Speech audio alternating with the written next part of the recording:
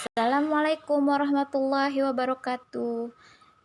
Kelas 5 Riyad, sebelum memulai pembelajaran, mari kita berdoa. Raditu billahi robba wa bil islami dina wa bi Muhammadin nabiyya wa rasula. Rabbi zidni ilma warzuqni fahma. Amin. Kita belajar matematika lagi.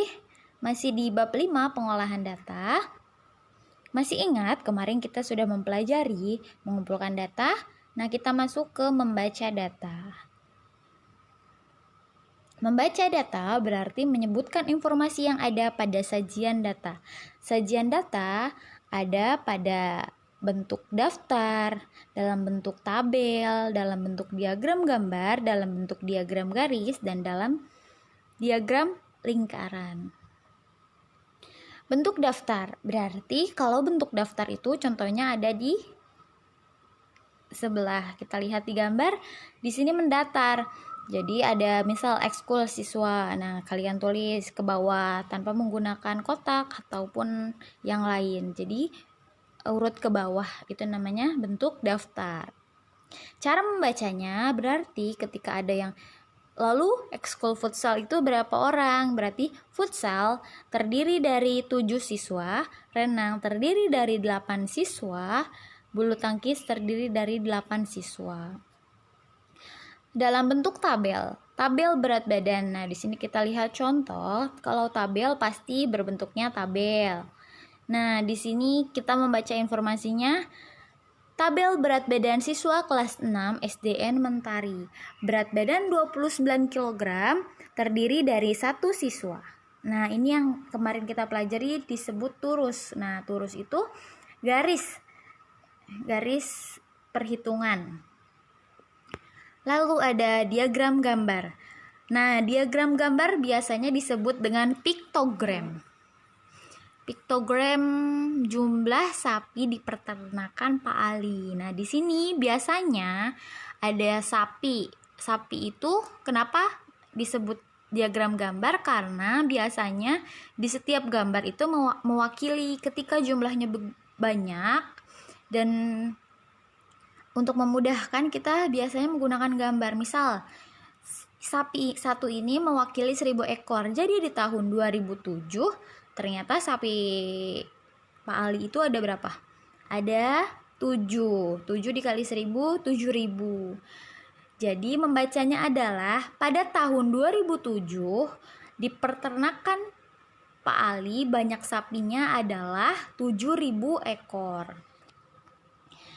Diagram batang. Nah, di sini diagram batang itu biasanya kita gunakan untuk bisa apa aja.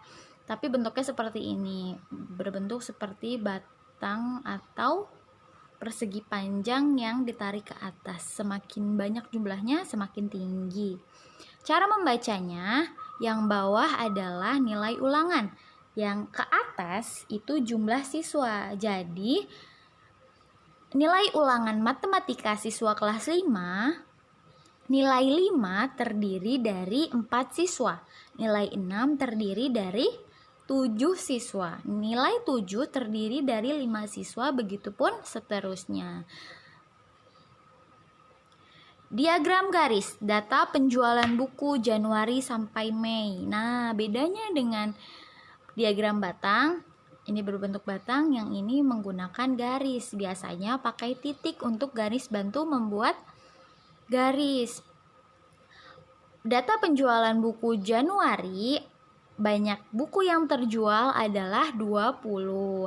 Di Februari, banyak buku yang terjual 15 buah, begitupun seterusnya.